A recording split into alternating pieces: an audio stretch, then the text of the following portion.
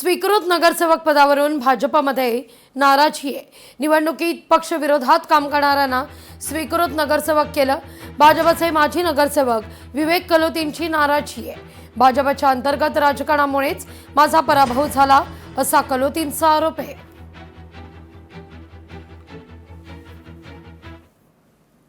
ज्या प्रशांत देशपांडे आणि संजय तिरतकरांना भारतीय जनता पार्टीने स्वीकृत नगरसेवक केलं त्यांच्या विरोधात त्यांनी पोस्ट टाकली होती।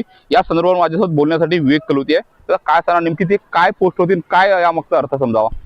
काल मी एक पोस्ट टाकली, ती पोस्ट नाराजी नाही तर मी माझं सोशल मीडियावर माझं मत व्यक्त केलं।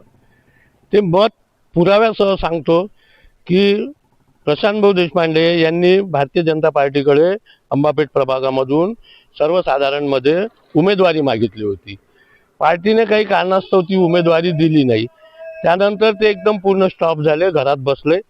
त्यानंतर पालकमंत्री महोदय चंद्रशेखरजी बावनकुळे साहेब त्यांच्या घरी जाऊन त्यांची समजूत काढून आले। समजूत काढून आल्यानंतरही ते चारही उमेदवाराच्या प्रचारासाठी प्रभागात फिरले नाही।